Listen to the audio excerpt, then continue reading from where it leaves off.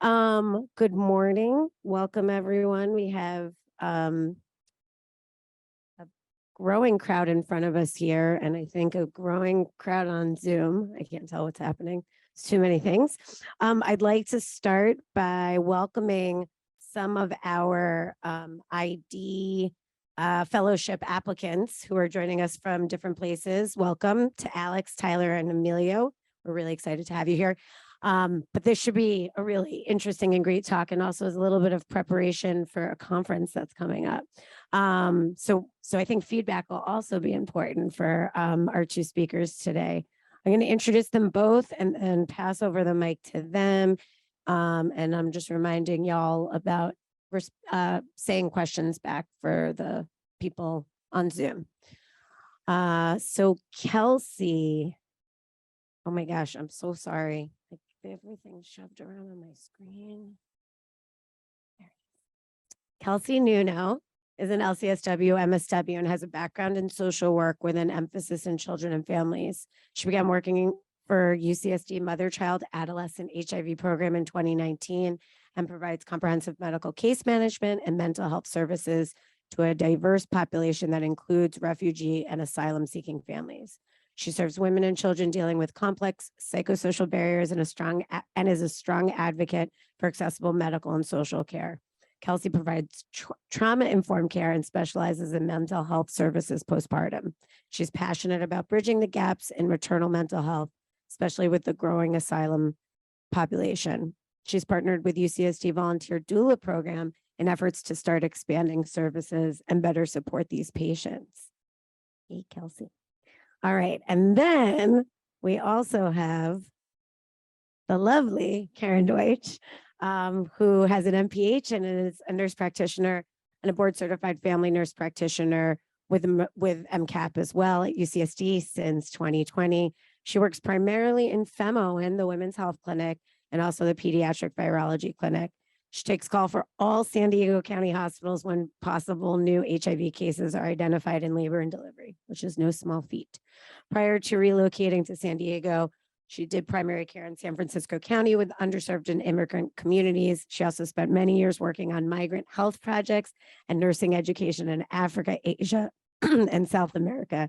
She's passionate about caring for migrant communities who face unique barriers to care. She hopes that women, children, and families are able to, she helps women, children, and families to access high quality medical, mental health, and other supportive services.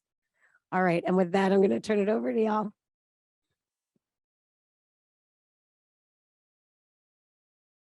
Can you hear me? No.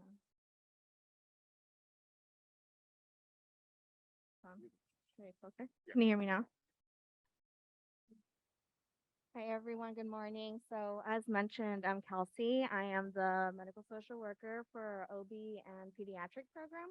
And today, Karen and I really want to share with you our work that we've been doing for a couple years now. So we really want to show the trauma-informed practices that we put into place for our asylum-seeking women, children, and youth. First, we want to start off actually who we are. We are part of UCSD. We're the Mother, Child, Adolescent HIV program. We've been around since 1989. No disclosures to report. We've been around since 1989, but a lot of people still don't really know who we are. And so we really want to start there and letting you know what we offer to the community and what everything that we have going on for our patients. So as you can see, our mission's really accomplished through a multidisciplinary team approach. We provide comprehensive, culturally sensitive, accessible medical care, especially in HIV prevention and family-centered services in San Diego County. Yeah. Yeah, it keeps, because I have little ears. It just keeps falling. Maybe I'll use this one, yeah.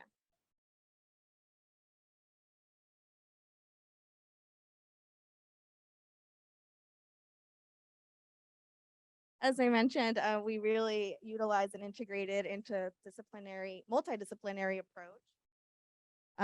We really strive to put the client in the driver's seat.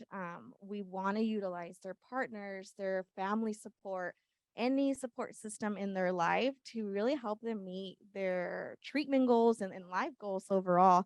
Our team is made up of medical providers, social workers, case managers, psychiatrists, and substance abuse counselors. So there's a very large team behind each client. So as you can see, there's a laundry list of services that we offer. Our goal obviously is HIV care and providing services that come along with that, as like STI testing, testing for partners. But we really also try to focus on wraparound services for the families and their children. We have behavioral support, mental health support. We offer groups. We have individual therapy. We also are the only program who provides prenatal care and HIV prevention for exposed infants. So that is something that we're really proud of and continue to develop within our program. Our goal is clearly viral load suppression. So who do we serve? We have 4 different clinics. So we do have our pediatric clinic, who are Dr. Leah Kern and Dr. Spector are the primary physicians. We do have our youth clinic, typically between 13 to 24 years old, but that age is starting to grow, and we adapt as the population is continuing to need us. So that age is getting a little bit older. Again, we are the only program that offers OB care to our women living with HIV. And we do have our women's clinic here at FEMO, and again, serving women living with HIV. So we wanted to share a little bit about who we've been serving. So as you can see, in 2021, we served 381 infants, youth, and women. So it's a pretty large number. About half, a little over half actually, is women, women living with HIV. And in looking at our statistics, we realized that we had received about 30 referrals for women, youth, and children of asylee, refugee-seeking individuals. And out of those 30, half of them were from Haiti. So that's a pretty large statistic. And in realizing how many more and more Haitian patients we are receiving, we realized we really had to adapt and adjust to better serve the community, as we were increasingly getting more patients from Haiti. And that's kind of how we've implemented what we're going to share, and we hope to continue to develop and have others also put into practice.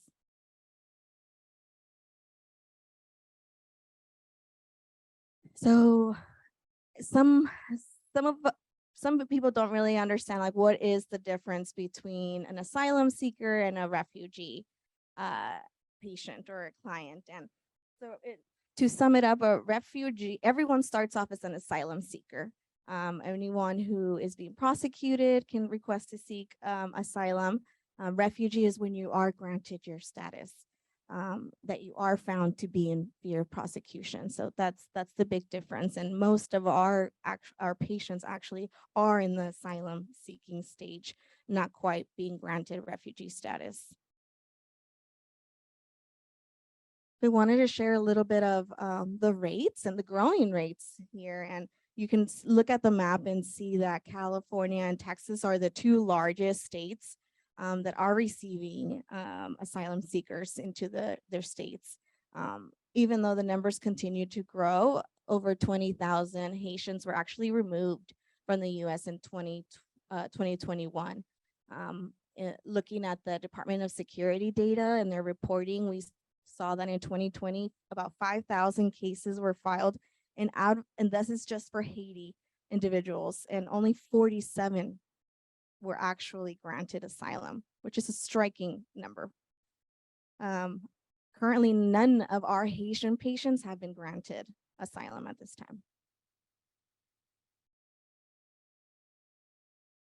the steps of getting asylum. It's pretty complicated. It's a pretty complicated, long process. There's two routes that one can go, and one's the affirmative and one's the defensive route. The major difference being that in the defensive route, you are facing removal proceedings. And most of our patients, if not all of them, are in the affirmative process. And you can kind of see there's lots of court hearings, there's lots of appeals, it's a whole process that is averaging about 2 years. And we are seeing that also in our client population. We have families who have been waiting for a court hearing for about 2 years, and their court hearing continues to get pushed and pushed because of the pandemic as well. And so I'm gonna pass the microphone to Karen, who's gonna share a little bit more about what's going on in Haiti and how it affects us here. All right, thanks. So I think we want to use Haiti as an example, just so that we can get a picture of where our patients are coming from and try to understand what they faced trying to get here. So I think for me, at least, this was really enlightening looking at what is going on in Haiti. So Haitian population, about 10 million, a little more than 10 million. Haiti ranks 170th out of 189 countries on the 2020 Human Development Index, and 51% of their population is living in poverty.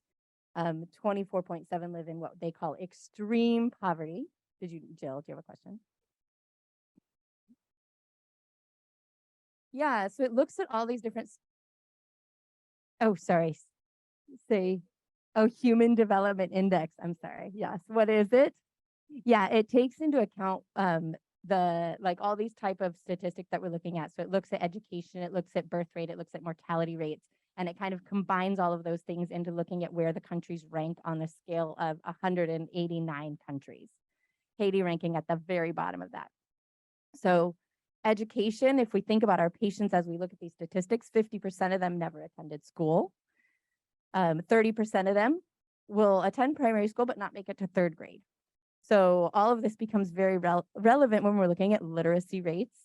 And if you think about the average for Latin America and the Caribbean being 92% and Haiti being around like high 50s to 60s, their literacy rate is pretty low.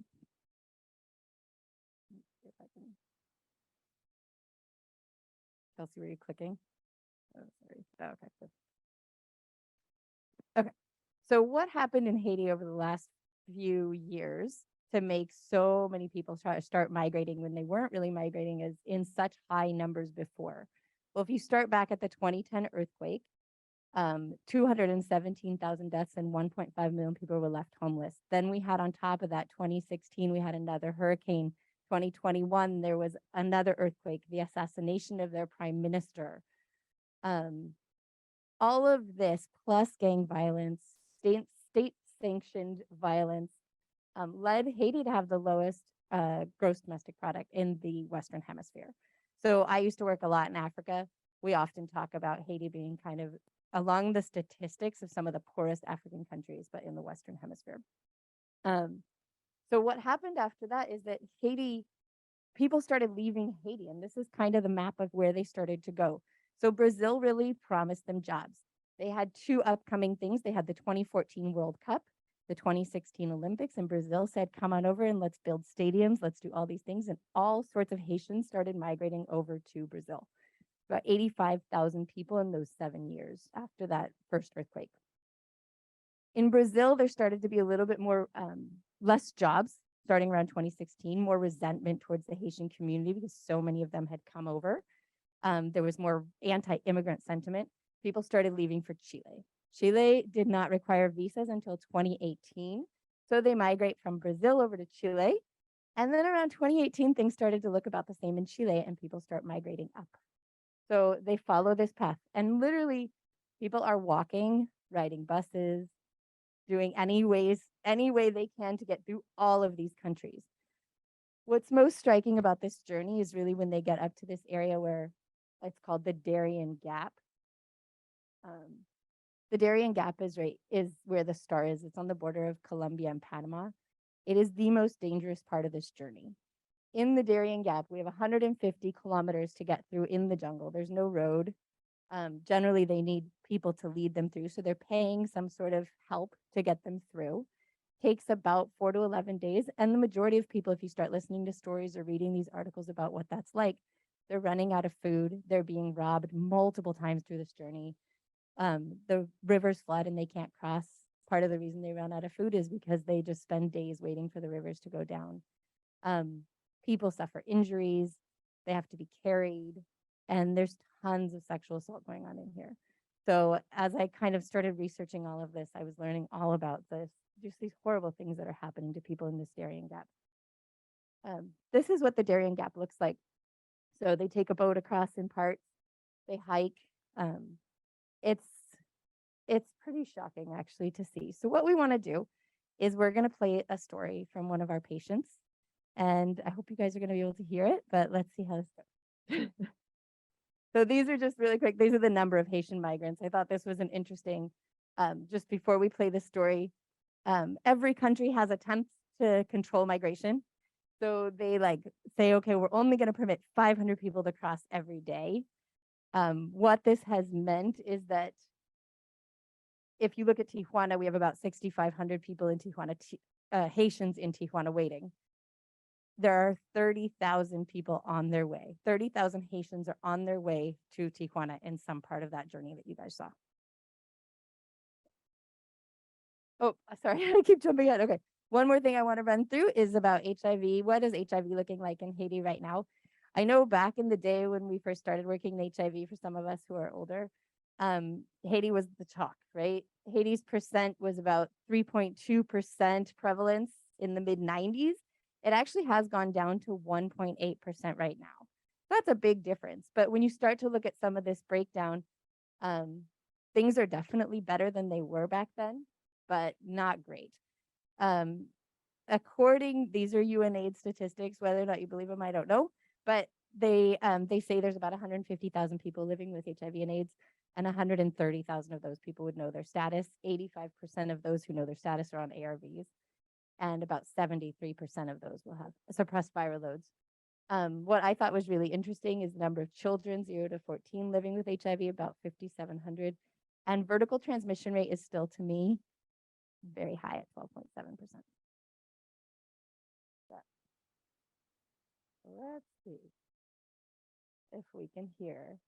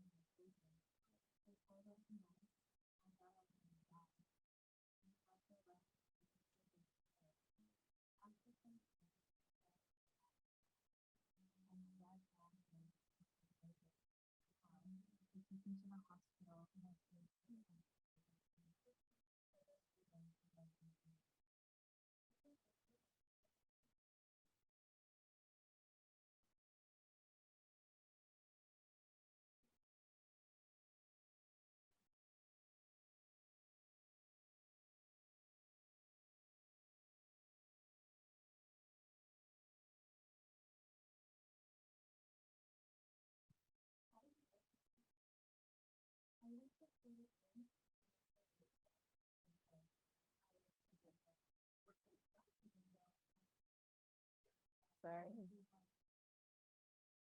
I can't find it.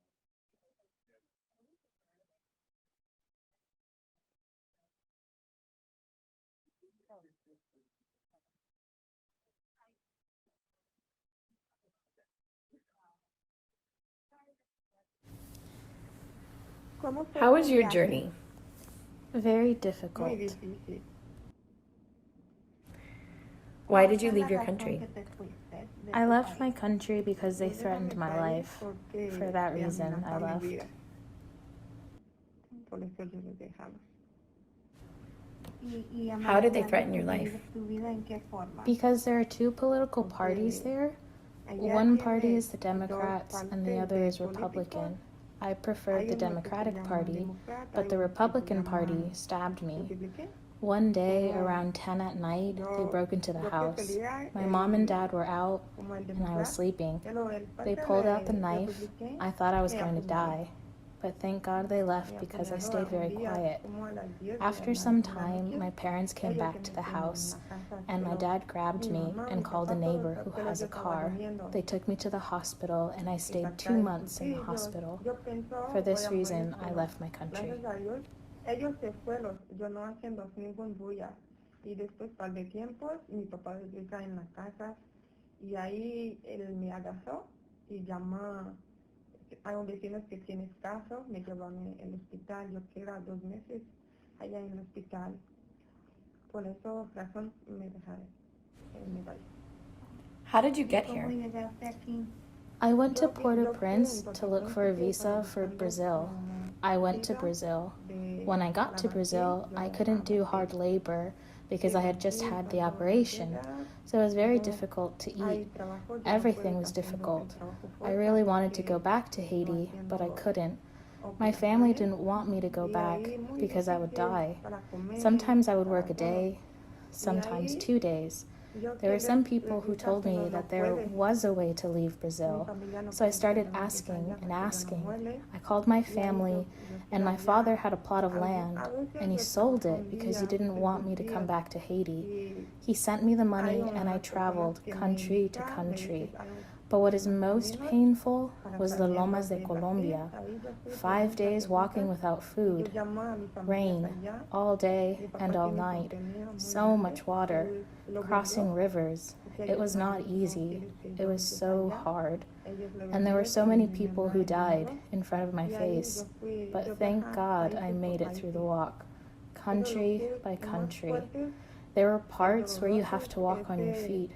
There are parts where you have to get a taxi or a bus. Then I arrived in Mexico.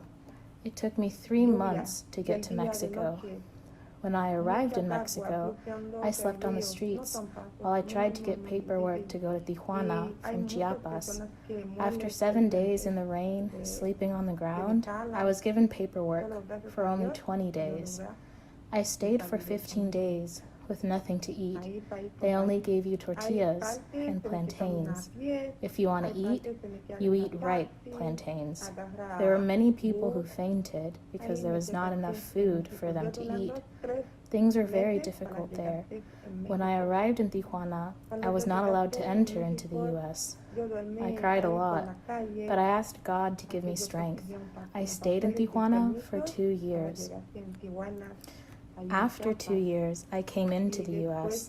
I felt so happy because I arrived here, and if not, I don't know what I would have done there. For real, I feel very happy because here it is so different. Here I am treated well. There are many things I do not know, but there are so many people who help me. I feel very happy.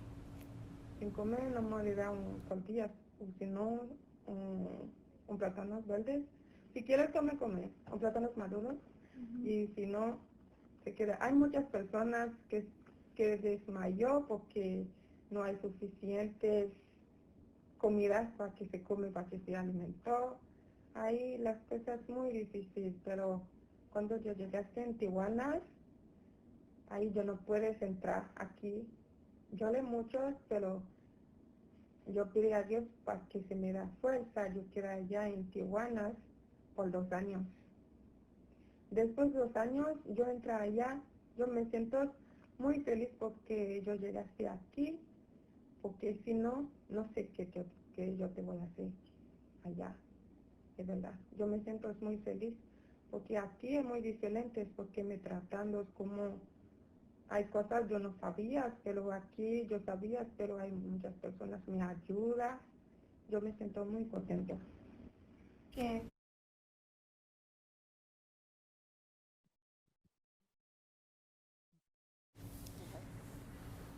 How was your journey? We're gonna stop it there. So we're gonna cut it off a little bit early, just so that we can talk a little bit about the cultural needs and considerations of our patients. And hopefully that story gave you a little bit of insight into what a lot of them have experienced on their way here. And I think it really impacts the way we take care of them, and it really impacts the services we provide. So I'm going to pass it back to Kelsie. Yeah, like Karen mentioned, her story is pretty impactful, and that's one story of thousands of stories, and one story of the 30 patients that we've been fortunate to meet and work with. So we've definitely had to adapt our approaches in working with this population. We understand they have an extensive amount of trauma that they not only experienced in their country, but on their way here, and then getting to a brand new country in the United States and trying to adjust with what little they arrive with. And so we really have tried to really guide and have them learn what it is like to be here in the United States. We do a lot of teaching and education around what is the U.S. Health system, what does the medical system look like here. You heard this patient story. She spent 2 years in Tijuana, where these 2 years she paid out of pocket to take care of her medical needs, to take care of her son's medical needs, who was really sick, spent a long time sick where they couldn't figure out what was wrong with him. And later we learned he was HIV positive, but she came from learning that system in Tijuana to now learning our system. And what does that look like applying for welfare? What does that look like going to appointments? And you'll hear later on near the end, she talks about transportation, that, she doesn't drive, she doesn't have a vehicle, but yet she always makes it to a doctor's appointment. And that's really important for us to kind of really target those barriers that are going to get in the way of their medical care. And so we've adjusted with using Lyft, with using their medical coverage transportation. So that's something that we've had to kind of teach them along the way, and what that looks like, and really get them comfortable in utilizing those services. A lot, if not maybe all, of our patients get diagnosed on their way here. Yeah. They enter the state, and we are fortunate to collaborate with Catholic Charities as one of our agencies who support these clients and connect them to us at MCAP for services. But not only are they going through this very traumatic journey, but they're also getting diagnosed with HIV. So there's a lot of education that goes around that, and trying to support them, along with addressing the stigma. The Haitian population, while it's definitely growing here in San Diego, there's still a small community, and they really truly all know each other. And to really support their medical visits, we've had to respect their needs and their wants. We have some families who will beg us to absolutely not schedule them when another family is also coming in, another Haitian family is also coming in. They don't want to bump into each other. They don't want to have to disclose. They don't want to have to deal with any discrimination. So we do appreciate and respect those needs.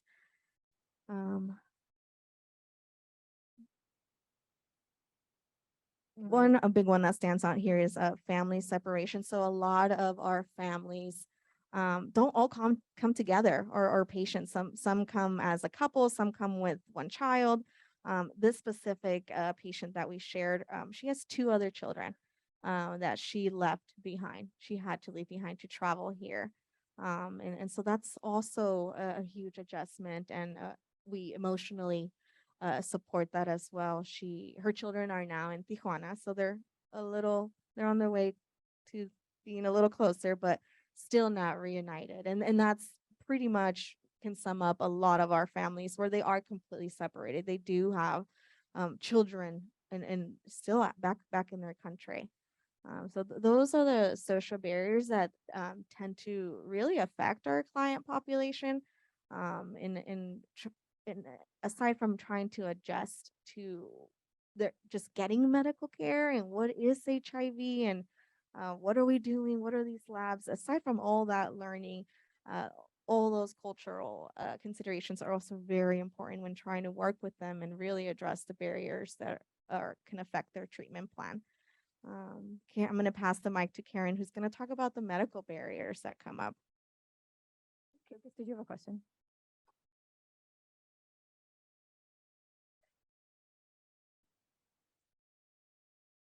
just, you'll have to repeat exactly. Okay, okay.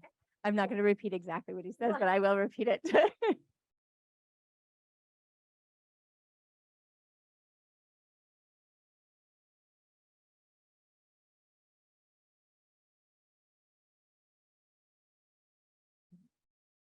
Yeah. Yeah. Yeah. So Lucas brings up a really good question, which is when our patients are arriving here, they seem like they're all finding out about their diagnosis on arrival. So looking at the statistics for Haiti that UNAIDS is putting out, it looks like more of them might know their diagnosis prior. I think that there's a couple of things that I would think about that. One is I'm guessing those stats are not very accurate. So that's one thing.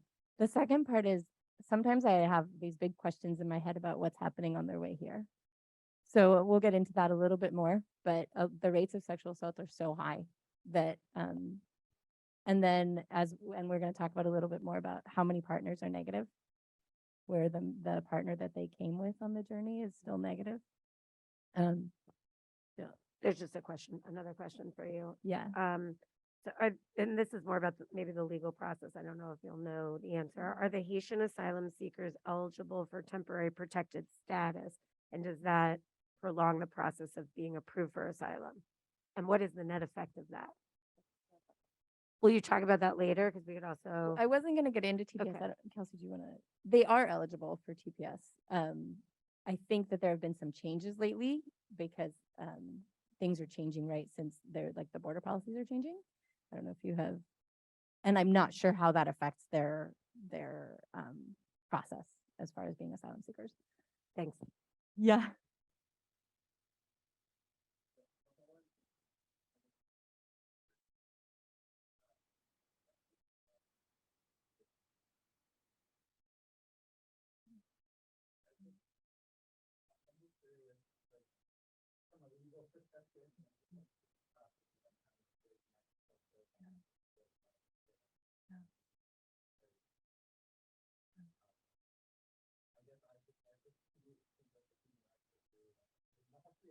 Yeah. Yeah. Okay, so Lucas is asking about perinatal transmission that's happening in Mexico. So while these women are waiting in Tijuana and they have no medical care, what does that look like as far as perinatal transmission? And is that a bigger human rights issue, I think, than is being recognized maybe on the global scale? I would say yes. I think there was a time, and I only know this because we have this amazing woman who works with us, Rosalva, who was quite aware that they had stopped testing during COVID. They had stopped doing HIV testing during prenatal care. And there was a gap where they were out of tests. And that gap was pretty long. I want to say it was probably over a year. And at that point, I felt like, oh my gosh, we're having this influx of people who don't know their status. Now, a lot of our patients, if you ask them, they would say that they did get HIV testing during their pregnancy in Tijuana, but we don't have evidence of that. And so we don't really know what's going on. So that's a tricky one. So I just want to talk about really quick about what it's like to be a provider and think about these things as you're working with these patients who have been through so much. One of the things I discovered upon joining MCAP is that there was a lot of what I presume to be kind of hand-holding in the medication world. And what I mean by that is I was like, wow, they're one of the things that we used to do or that we still do is we tape the medicine so that the bottle and the syringe have matching tape so they know which syringe goes, how much they have to draw up and which medicine goes with which syringe. And we did this for a number of our families. So Anita before me would get the bottles and she would tape them in different colors and they would match. And it was, to me, I was like, wow, I never thought about doing that for kids. But now that I'm starting to understand a little bit more, and now AHF actually does that for us. Thank you, AHF. But it's really the labeling of medications, the fact that a lot of our patients, the parents can't read the labels or that they're living in communal housing when they first arrive. And as Kelsie mentioned, they don't want to disclose to anybody their status. So what happens is they are removing the labels. They then we don't know which med is which. They don't know which med is which. We don't know what dose to give of which. So So we've come across some of these things where I feel like, well, that was a really clever adaptation to kind of put tape on each bottle. So at least we could pair them up. But I think as we've gone on and we're really trying to be very clever about how medications get to our patients and get into our, especially into our pediatric patients. Delivery of medications, I mean, some of the stories I've heard from Anita, from Kelsie, even from Lisa, it's like delivering them to the 7-Eleven on the corner, like very much, discreet delivery. So we really go to all lengths to try and help our patients get through this. When I think about physical exams and pelvic exams, we definitely use a lot more caution than I would in other patients. And I think it's really bled over for me from our Haitian patients and our immigrant community into the way I care for my other patients. So I'm definitely more cautious about how I do a pelvic exam, talking to the patient about what that's going to be like, and do they have any reason to be afraid, or is there anything that we want to talk about before it happens? So I think it really has helped me to kind of have a really interesting perspective on some of the physical examinations and the touching we do of our patients. One of the things that has come up a lot is cultural expectations around childbirth, around breastfeeding, patients feeling a lot of pressure to breastfeed, whether that be self-induced pressure or community pressure, or parents, like if their in-laws happen to live with them. There's a lot of this feeling of inadequacy if they don't breastfeed. And I think what MCAP has tried to do is meet them where they're at. So we have had a few situations in the last year where our patients have decided to breastfeed, and we've supported them with that decision. We do more frequent lab monitoring. We do of mom and of baby. We talk a lot about breastfeeding, make sure their breasts stay healthy. So that is a huge effort that includes a lot of people when they decide to breastfeed. And it includes us letting everybody in the hospital know that the patient has already been counseled, so that every person who walks into that room doesn't say, but you're HIV infected. So and that is probably one of the biggest fears of our patients who decide to breastfeed, is that every resident, every nurse, every provider of any sort who walks in that room is going to judge them. So we work really hard to make them feel safe. I think overall, we have found a really nice place where we can provide medical care, and where the majority of our women, and at least in FEMO, are getting more and more comfortable with physicals and with getting their labs drawn and understanding what they mean. So it's been a really beautiful experience to go through this and learning so much about our patients. Yes, Lucas. It's okay. You like my summaries, Jill? You talked about medications, and I know we've had a few of your patients now start to transition to Cabenuva. I was just curious if you could talk about the perception among the community about that, and acceptance, and the role that might play. Yeah, thank you for bringing that up. I have to say it's relatively new to me, but I think that the idea of injectable medication is very, very appealing to a lot of our patients, as you've seen, because I feel like I am like every patient sending them all to you. But I think because just in Haiti, I think it's very common. A lot of them have told me they get injections for everything. So if you go in and you need penicillin, they get an injection. They get, tons and tons of injections into their glutes. So that doesn't scare them. And then I think the other thing is the disclosure issue for a lot of our people that don't want to let anybody else know. They don't want to carry their pills around. It's a really lovely thing for them. So we have seen a lot of interest in Cabenuva. Lots. So I'm going to let Kelsie come back. And we kind of already, both Karen and I, touched base on what we've been implementing, the approaches that have been adapted for this population. I think, as you heard in that recording, this woman spoke Spanish, and that's definitely a resilience and a strength that we see in this community, that they're so able to learn a new language and really like adapt to their surroundings. So we do have some families who, for again, privacy, disclosure concerns, will request to only communicate in Spanish. And so that's something that we, of course, respect. A lot of our clients can't afford to pay for a monthly cell phone bill. And so they utilize Wi-Fi and they utilize texting apps. And that's how we communicate. That's how we're able to stay in contact with these families, by adapting to whatever way they can communicate. So we've definitely implemented that into our care. We utilize, as I mentioned, a multidisciplinary approach, but when the provider goes in, so does the social worker or the caseworker.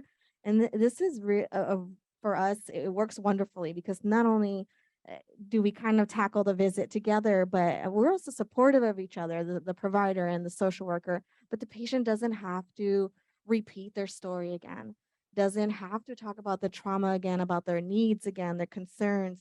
We're kind of just doing it all in one sitting, and we want them to feel as supported as possible. So that's something else that we really do.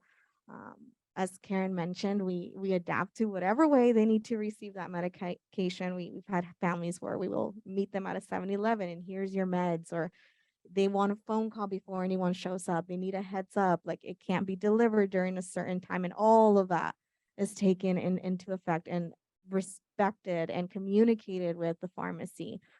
We work a lot with AHF, and they're really wonderful in working with our patients as well.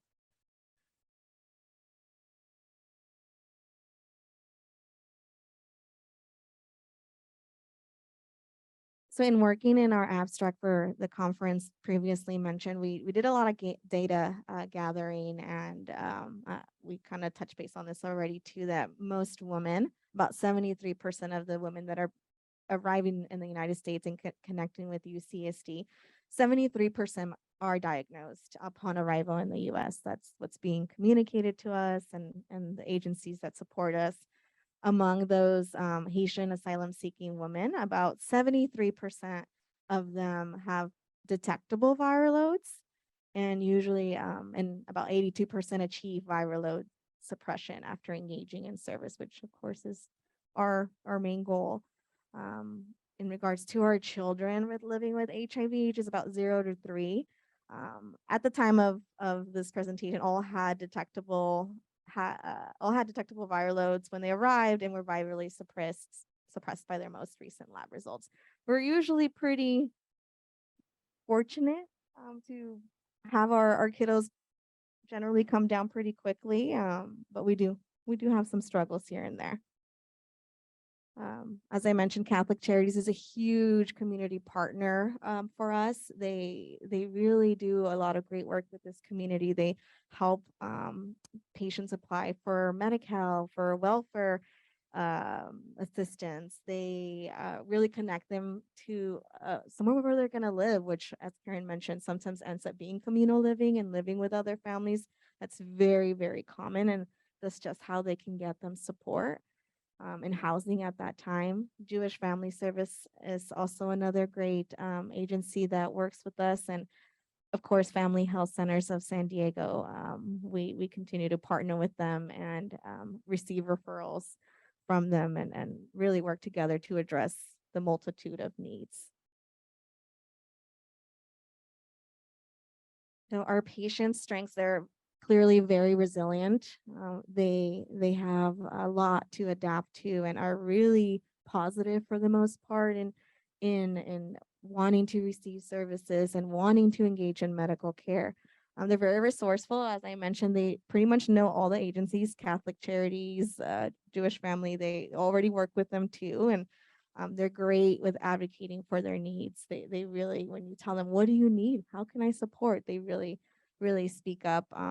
Again, touching base on multilingual patients, that they speak several languages and really adapt to being here in the US.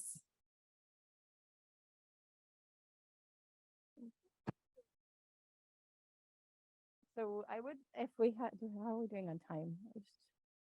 We're okay. So I'm gonna skip. So I think we have the end of this story. That's the story that this woman told us about how about what happened when she arrived. But I just want to kind of briefly tell you and what happened to her is that her child was very, very sick, and she went to the hospital in Tijuana so many times, and nothing was ever diagnosed. So when she came across the border, the pediatrician told her. Sorry. How was your experience? So the pediatrician told her that the baby, it sounded like, you know, she said that the baby's lungs were pulling back. So it sounds like baby probably had pneumonia. And they ended up being referred over to, they actually sent him home. And then a few days later, when they were with Catholic Charities, she kept saying, my baby is crying too much. My baby is crying too much. They went to Haiti. And that's where this child was 9 months old, diagnosed with HIV. So presented to Haiti's ER with fevers. I use this just as an example because at diagnosis, this child at 9 months old had a viral load of over 10 million, CD4 count of 251. We don't really know how transmission occurred. There's some thought that maybe it was breastfeeding, but as I talk about mom, it gets a little bit complicated. And this child was started 3 days later on antiretrovirals and seen 3 days after that in our peds virology clinic. So this, I think it's really interesting that all of this happens within a week, right? Then mom's official diagnosis when all of her labs had come back was about the 12th. She says she had prenatal care in Mexico. So this goes back to Lucas's questions. She does say that she had negative HIV testing while she was in Mexico, but we don't have any documentation of that. She had her intake at Owen the same day as her diagnosis, and she got started on ARVs. At the time of diagnosis, her viral load was high at 349,000, and her CD4 was 62 at 11%. So that makes, you start to think about the timeline on that. Yeah, I'll let that sit. But her partner and the father of her baby is HIV negative. So she is currently actually back in our OB program, having another baby. We're very excited about that. But I just want to say, given that the statistics, so if I look at the people on my panel, I have about 13 Haitian families on my panel, and I do consider them as families because we do take care of all the parts and pieces of their families. A lot of their husbands are with my colleagues here, but or their partners are with my colleagues. So with those 13 Haitian women in FEMOIN, we have 17 children. We've had 6 births in our MCAT program with these women. And of them, the partners that we know of, 6 of them are negative. So, and we only have 4 positive partners. So out of 13 women with 6 negative partners, it goes back to the question that Lucas was asking, is where and how and when are they becoming infected? And a lot of women say this is their only sexual partner. So interesting, something I leave out there in the world that I don't know the answer to. But as we look at their journey, it does beg the question of what's happening on the way. Okay, I'm opening up the floor for questions. There've been a lot of questions about, am I good? Questions about language, which I think you've addressed and how you approach it. There was questions about, travel through areas of endemic tropical diseases and, what sorts of things are you seeing as a result? And a few people responded that we're seeing leishmaniasis. Anything else that, the families that you're seeing from the families and like the baby who, was ill, was there anything else outside of the HIV? No, so I think a lot of that because they're staying in Tijuana for so long. So I'm guessing that a lot of the GI illnesses and things like that are being addressed in Tijuana, even though they're paying out of pocket for that. And I know there are a lot of organizations working in clinics on the Tijuana side. My understanding is that they are full, that those clinics, that the shelters and everything are full. But I think a lot of that stuff, given the delay that they have at the border, is being taken care of there. So we're not seeing too much aside from, occasional pneumonias and I would say maybe some GI stuff, but not too much in the tropical illness. I'm just going to remind that people can now unmute themselves and ask questions, and I don't have to do it for you. Can I hear them? Will I hear them? Okay, awesome.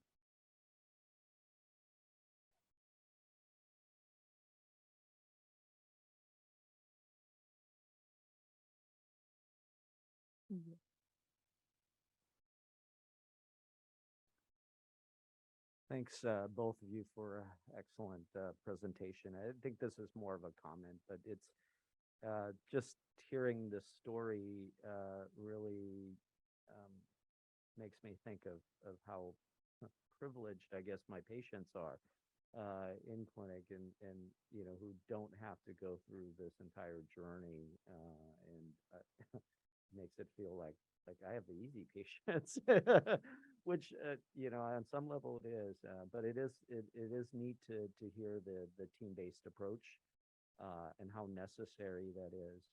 But I wanted to congratulate all of you for your excellent work. And you mentioned about resiliency of the patients, but it's really resiliency of our healthcare team, you guys, that really, I think, do an excellent job to really adapt to whatever their needs are. And so, I really congratulate you on an excellent program that you've developed, and I know that's going to continue. So, thank you for your work. Thank you.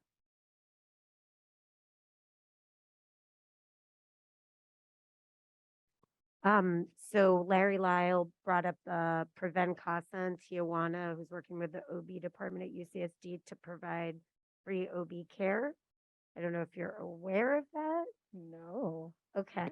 Well, I was also just wondering, so that's maybe an important group to Yeah. to work with. But just in terms of what's happening when patients who are pregnant are coming to the hospital, what are those experiences like? How involved are y'all? What are what does the floor know? I know that they have all the I know that they have live patient interpreters now, and okay, you shook your head no, so I don't know if that means that they're not. They do. anymore. A lot of our patients don't want live Haitian interpreters because of the disclosure issues. So we actually do a lot of Spanish and sometimes Marty or things like that with the camera facing the ceiling, I would say, for them, or off. Yeah. So Yeah. So as Karen mentioned, we do utilize Marty a lot for our families that don't speak Spanish or another language. But it's the camera's off, and it's really important for me, and I know for the patient as well, to know that for privacy, to respect your privacy, the camera will be completely off, and the interpreter also turns off their camera out of respect, so both of them can remain anonymous. And we've had a family who preferred to use a different name during the translation, and so, or not use their name at all, and so we respect that as well, to make sure that they're understanding what's being communicated. That seems like really, really deep, stigma, and it seems different than I think what we've maybe seen in other populations. Where do you think, like, I don't know, I'm curious what your thoughts are on that. Wow. I actually am prepping for this, and I meant to bring the data, but there was a really interesting study of what discrimination is like in Haiti at the moment. And it was something like, if you ask people, would they buy fruits and vegetables in the market from someone who they knew had HIV, it was like almost 70% said no. Or do you think kids should be mixed in schools? Could kid with HIV go to a school with children without HIV? It was like more than 50% who said no. So I think Haiti is still in that time where, I know those of us who started back in the 90s, I remember those days. And I think very much our patients are still coming with that sort of background, and it's fresh. It's from the year 2020. I mean, it's not old news.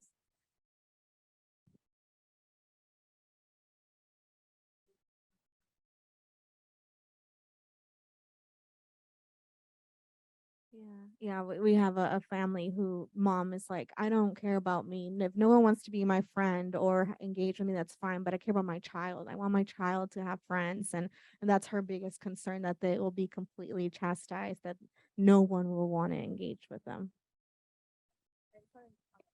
The birthing thing, because Jill, I don't know if you were asking about people coming to our hospital. I think at our hospitals at UCSD now, they're pretty good about they know who to reach out to. They know when there are patients. So as I mentioned, I take calls, so they'll always let me know that so-and-so is in the hospital. What's different is that a lot of these patients are presenting before we know they're HIV infected. And so we get calls from like Sharp Grossmont or some of the other hospitals where they're presenting in labor and being found to be HIV infected. In that case, we get involved like very, very quickly. So they call me, our whole team gets involved.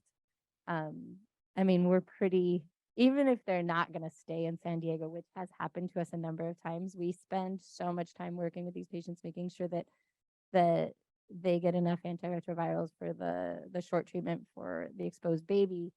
If we can get the mom started and get the partner tested, we do all of those services. And oftentimes they then move to Florida or wherever else they're going to. So we get involved pretty quick because we do get those calls. So, anybody else have questions?